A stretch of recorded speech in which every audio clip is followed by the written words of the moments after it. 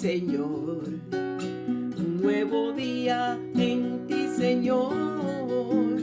Alabándote, bendiciéndote, dando gloria a tu nombre. Un nuevo día en ti, Señor.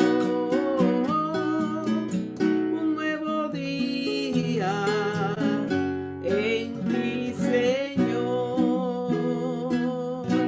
Dándole gracias al Señor por el nuevo día. Y vamos a traer una alabanza.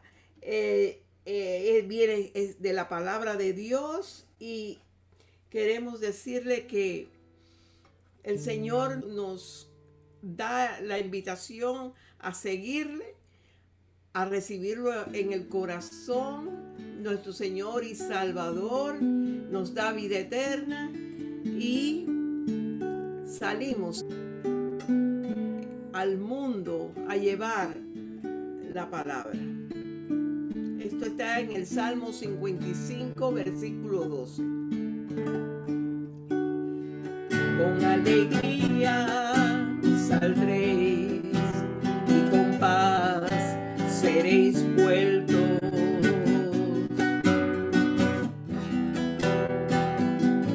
Aleluya. Con alegría saldréis y con paz seréis vueltos.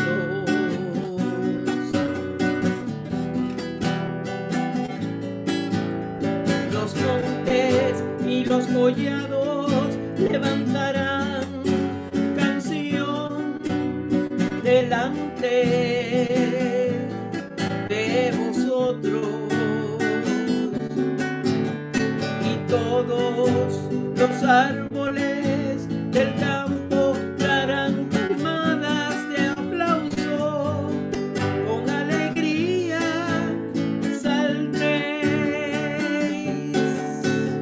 Los montes y los collados levantarán canción delante de vosotros, y todos los árboles del campo darán palmadas de aplauso. Con alegría saldréis.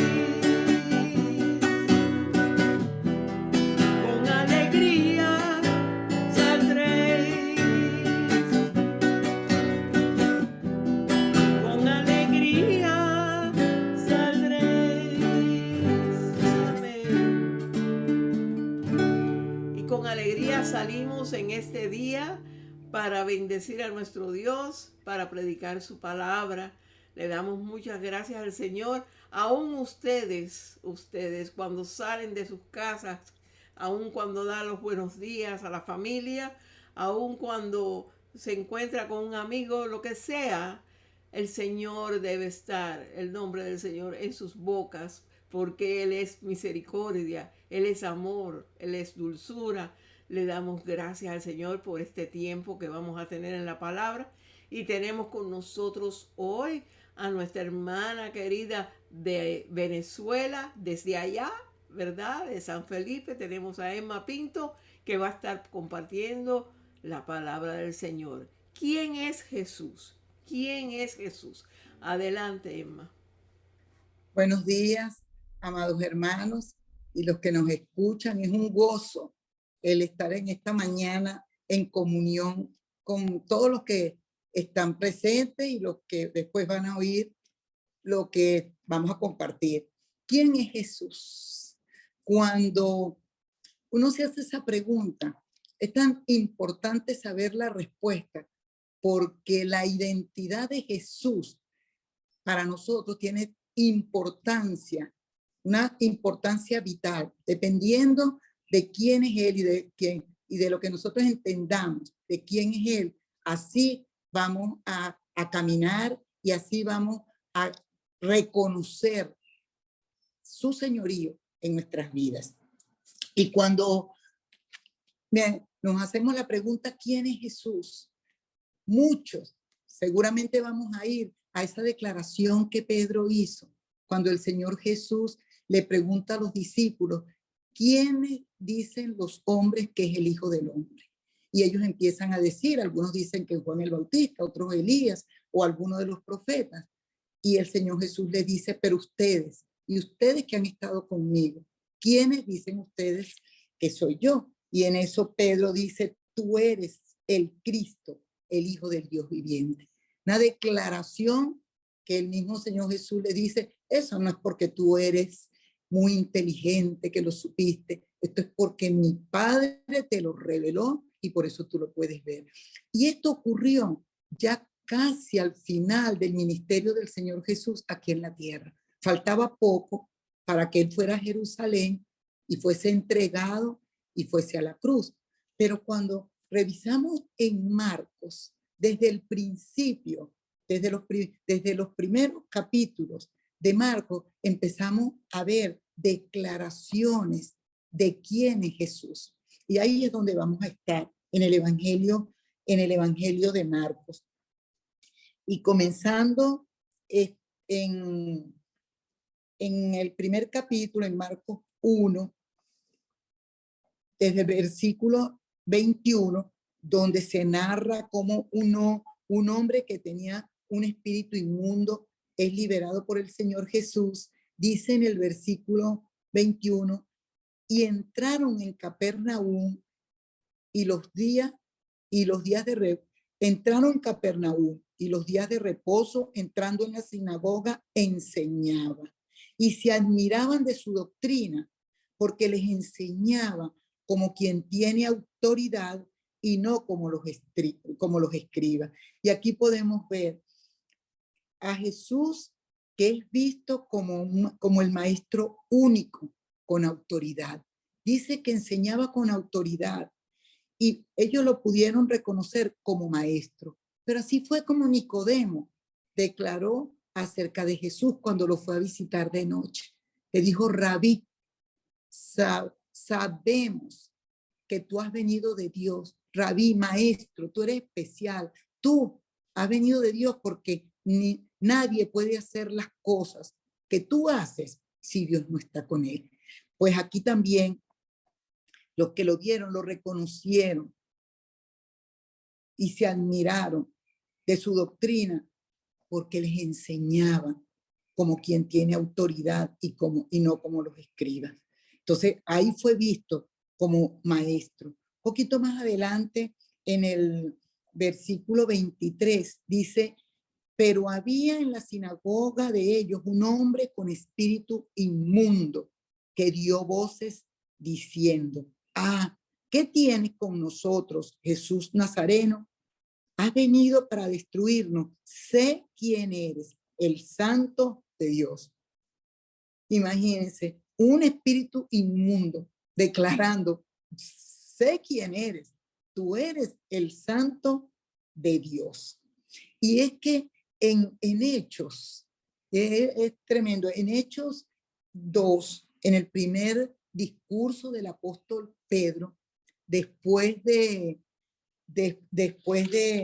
la venida del Espíritu Santo, voy a leer en Hechos 2:27, haciendo referencia al apóstol Pedro a una cita que estaba en los Salmos, en Salmo 16:10, dice, porque no dejarás mi alma en el Hades, ni permitirás que tu santo vea corrupción. Y este demonio supo que él era el santo de Dios. Declara, tú eres el santo de Dios. Seguimos en el mismo Marco 1, en el 34. Dice que el Señor Jesús sanó a muchos, y dice en el 34, sanó a muchos que estaban enfermos de diversas enfermedades y echó fuera muchos demonios y no dejaba hablar a los demonios porque le conocían. Y lo que vemos aquí con respecto a Jesús es su poder ilimitado para sanar y echar fuera demonios. Y esto era confirmación de lo que los profetas habían dicho muchos años antes acerca del Mesías, del Cristo, del que había de venir. En Isaías 61:1, que es uno de los pasajes espectaculares, hablando de Jesús, cuando dice: el Espíritu de Jehová está sobre mí, porque me ungió Jehová, me ha enviado a predicar buenas nuevas a los abatidos, a vendar a los quebrantados de corazón, a publicar libertad a los cautivos y a los presos, apertura de la cárcel. Aquí se declara a Jesús con poder ilimitado para sanar, para echar fuera demonios. Y eso había sido profetizado. El que había de venir, el Mesías, aquel ungido por el Espíritu Santo, iba a tener poder para sanar, para liberar al cautivo. Aquí en Marcos 2, 10 y 11, que se narra el evento donde el Señor Jesús sana a un paralítico, dice en el versículo 10, pues para que sepáis que el Hijo del Hombre tiene potestad en la tierra para perdonar pecados, dijo al paralítico: a ti te digo, levántate, toma tu lecho y vete a tu casa. Y aquí, ¿verdad? Está diciendo, ve a Jesús como Dios, porque Él es el único que tiene autoridad para perdonar pecados. Y lo que vemos aquí es el que tiene autoridad, el único que puede perdonar pecados es Dios. Y con esta declaración que hace Jesús, está diciendo: yo soy Dios. Cuando el hijo pródigo va de regreso a buscar al padre, porque llega hasta el fondo, hasta más no podía estar abajo, después que derrochó toda su fortuna y tuvo que apacentar hasta cerdos, que eso era terrible para un judío, tener que cuidar a animales inmundos, y hasta deseó comerse la comida que le daban a ellos. Él viene de regreso y dice: voy a ir donde mi padre y voy a decirle: he pecado contra el cielo y contra ti. Y cuando dice pecado contra el cielo, he pecado contra Dios. Nuestro pecado, el pecado del hombre, es primeramente contra Dios. Después viene lo demás, pero el pecado es contra Dios. Bueno, aquí el Señor Jesús está diciendo: yo soy Dios, porque puedo perdonar pecado. No hay otro que pueda perdonar pecado. El salmista, en el Salmo 103, dice: Él es el que perdona nuestras iniquidades. Dios es el que puede perdonar. Y es más, aquí los religiosos sabían que Él se estaba haciendo como Dios, porque dijo: está blasfemando. ¿Cómo que blasfema diciendo que Él puede perdonar pecado? Pues Jesús está declarando: yo soy Dios, al decir: tus pecados te son perdonados. Aquí más abajo en el 17, Marcos 2:17, el Señor Jesús llama a Leví y es invitado a la casa de Leví, a quien el Señor le cambia el nombre por Mateo, y empieza a comer con pecadores, con publicanos, y de una vez los escribas y los fariseos le empiezan a criticar. Y dice en el versículo 17, al oír esto, Jesús les dijo: los sanos no tienen necesidad de médico, sino los enfermos. No he venido a llamar a justos, sino a pecadores. Hay una declaración de Jesús como médico divino que busca a los pecadores, como igual lo dice el salmista en el Salmo 103. Él es el que sana todas tus dolencias. Esa referencia es a Dios, a Jehová. Bueno, Jesús es Dios. Y cuando está diciendo: el enfermo no tiene necesidad, los sanos no tienen necesidad de médicos, sino los enfermos. Y yo he venido, en otra palabra, a sanar, a buscar a los perdidos, a buscar y darle libertad a los cautivos. Más abajo, en los versículos 18, sobre la pregunta sobre el ayuno, dice, y los discípulos de Juan y los de los fariseos ayunaban. Y vinieron y le dijeron, ¿por qué los discípulos de Juan y los de los fariseos ayunan y tus discípulos no ayunan? Jesús les dijo, ¿acaso pueden los que están de bodas ayunar mientras está con ellos el esposo? Entre tanto que tienen consigo al esposo, no pueden ayunar. Pero vendrán días cuando el esposo les será quitado y entonces en aquellos días ayunarán. Aquí está la declaración de Jesús. ¿Quién es? Como el esposo anunciado por los profetas. El esposo que desde muchos años antes había sido anunciado de que vendría. Y me gusta como dice Oseas 2, versículos 19 y 20, está hablando Dios al pueblo de Israel y le dice, y te desposaré conmigo para siempre, te desposaré conmigo en justicia, juicio, benignidad y misericordia, y te desposaré conmigo en fidelidad y conocerás a Jehová.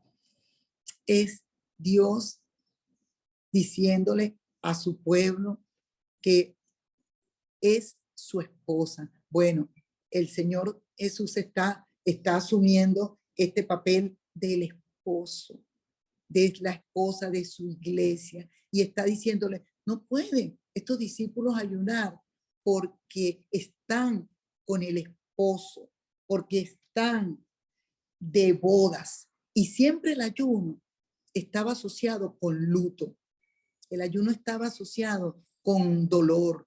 Era en el Antiguo Testamento, pues aquí, y mientras se está en la fiesta de boda, hay gozo, no hay lugar para ayunar. El Señor está diciendo como aquel esposo que estaba profetizado por tantos de los profetas estaba presente. Cumplimiento del Antiguo Testamento. En el versículo 28 vemos al Señor Jesús. Vamos a leer un poquito antes, desde el 23. Dice, aconteció que al pasar él por los sembrados un día de reposo, sus discípulos andando comenzaron a arrancar espigas. Entonces los fariseos le dijeron, mira, ¿por qué hacen en el día de reposo lo que no es lícito? Pero él les dijo, ¿nunca leísteis lo que hizo David cuando tuvo necesidad y sintió hambre, él y los que con él estaban? ¿Cómo entró en la casa de Dios siendo Abiatar sumo sacerdote y comió los panes de la proposición, de los cuales no es lícito comer sino a los sacerdotes? Y aún dio a los que con él estaban. También les dijo, el día de reposo fue hecho por causa del hombre y no el hombre por causa del día de reposo. Por tanto, el Hijo del Hombre es Señor aún del día de reposo. Está diciendo, es la declaración de que Él es Dios. El que hizo todas las cosas es Dios. En Juan 10:30, el Señor Jesús lo dice tan claramente, mi Padre y yo uno somos. Él es el creador de todas las cosas. Fue el que hizo también el día de reposo. Y con esto estaba diciendo, yo soy Dios. No hay otro. Yo soy Dios. Yo soy el Señor del día de reposo. ¿Cómo le caería esto a los religiosos, a los judíos, a los fariseos y a los escribas? Tremenda declaración hecha por Jesús desde el principio de su ministerio, porque aquí estamos hablando de los primeros capítulos de Marcos, cuando él empieza el ministerio y lo que se conoce como el año de popularidad. Jesús estaba famoso por todo lo que hacía, porque vino a predicar con autoridad, a sanar muchos enfermos. En una oportunidad sanó a todos, en otras no a todos, pero a muchos. Y a echar fuera demonios. Y está diciendo, bueno, yo soy el Señor del día de reposo. Está declarando, yo soy Dios. Desde un principio vemos a Dios mismo declarando a Jesús mismo declarando quién es él. Y aquí en Marcos 3, en capítulo 3, voy leyendo desde el versículo 17, dice, mas Jesús se retiró al mar con sus discípulos y le siguió gran multitud de Galilea y de Judea, de Jerusalén, de Idumea, del otro lado del Jordán y de los alrededores de Tiro y de Sidón, oyendo cuán grandes cosas hacía, grandes multitudes vinieron a él. Y es tremendo porque cuando uno va al mapa, uno ve que hay personas del norte, del sur, del este y del oeste. Se corrió la fama, aunque el Señor Jesús le había dicho al leproso, lo sana y le dice, no le digas a nadie. No, ese leproso abrió la boca y empezó a declarar que Jesús lo había sanado, a decir lo que había hecho, y todo lo que antecede hizo que Jesús se hiciera famoso, que viniera, que cuando oían que él estaba ahí en la casa, que a lo mejor era la casa de Pedro donde entraba, venía la gente, bueno, buscando la sanidad, buscando liberación, pero se había corrido la fama. Dice en el 9, dijo a sus discípulos que le tuviesen siempre lista la barca a causa del gentío, para que no le oprimiesen. Ya no lo dejaban caminar, ya no lo dejaban moverse, que le tuvieran lista la barca porque estaba en peligro su integridad física. Dice en el 10, porque había sanado a muchos, de manera que por tocarle cuantos tenían plagas caían sobre él. Y los espíritus inmundos al verle se postraban delante de él y daban voces diciendo, tú eres el Hijo de Dios. Mas él les reprendía mucho para que no le descubriesen. Tú eres el Hijo de Dios. Los espíritus inmundos declarando quién era Jesús. Tú eres el Hijo de Dios. Entonces, y es que podemos ver, los espíritus inmundos no tienen problema de teología. Ellos saben quién es Jesús. Ellos declaran quién es Jesús. No se someten a su señorío porque cayeron, porque se rebelaron contra su Dios, se apartaron, pero ellos saben quién es Jesús. Ellos abren la boca y declaran porque saben quién es Jesús. Entonces, vemos estas declaraciones de Jesús desde el principio diciendo, ¿verdad? Y declarándose aquí, mostrándose lo que los demás decían, viéndolo como el maestro único, con autoridad, como los demonios le reconocían como el santo de Dios. Lo ven como poder ilimitado para sanar y echar fuera demonios, como Dios con autoridad para perdonar pecados. Es visto como médico divino que busca a los pecadores para sanar sus dolencias, no solo físicas, sino la dolencia, la principal dolencia, la enfermedad de verdad, que es el pecado que nos mantiene separados de Dios. Jesús, declarado como el esposo, con palabras del mismo, son los amigos del esposo que están en las bodas con el esposo y por eso no pueden ayunar. El Señor Jesús diciendo que Él es Señor del día de reposo. Dice, aún del día de reposo. Y con eso está diciendo, Señor de todos los días, Señor de todo, aún del día de reposo. Y esta última declaración de estos espíritus inmundos, que tú eres el Hijo de Dios. Entonces, tan interesante que el Señor Jesús le pregunta, casi al final de su ministerio, a los discípulos, ¿quiénes dicen ustedes que soy yo? Estos discípulos, Pedro estaba con Jesús aquí en Marcos, en estos capítulos de Marcos que hemos compartido. Ahí estaba Pedro. Estaba viendo todo esto, estaba oyendo lo que el Señor Jesús dijo. Sin embargo, al final, o sea, como que después que ellos han estado todos estos años de ministerio con Jesús, Jesús al final le dice como ya cerca de ir a la muerte, vamos a ver si han aprendido. Vamos a ver si durante todo este tiempo que han estado conmigo, tan claros, porque lo que viene no va a estar fácil. Después que me vaya, no va a estar fácil. Ellos van a ser los encargados. Es más, si leemos un poquito más adelante en Marcos, dice que después de haberlos escogido, un día llamó a los 12. Los llamó con propósito y los mandó de dos en dos. Los llamó y les dio autoridad y les dio poder para que hicieran lo que él había hecho hasta ese momento. Entonces al final les pregunta, ¿quiénes dicen los demás que es el Hijo del Hombre? Ellos empiezan a decir, pero después, bueno, está bien, eso dicen los demás, pero ustedes, los que han caminado conmigo, los cercanos, a los que yo escogí, los míos, los íntimos, ¿quiénes dicen ustedes que soy yo? Pedro no se podía quedar callado, por supuesto. Él dijo, tú eres el Cristo, el Mesías, el ungido, el Hijo del Dios viviente. Tremenda declaración. Dependiendo, por esa declaración, conociendo la identidad de Él, sabiendo quién es Él, entonces nosotros podemos caminar en la verdad. Recuerdo mucho cuando nuestro hermano Marcos Tapia, un poquito en el último retiro que tuvimos, nos empieza a preguntar, ¿qué es el nuevo nacimiento?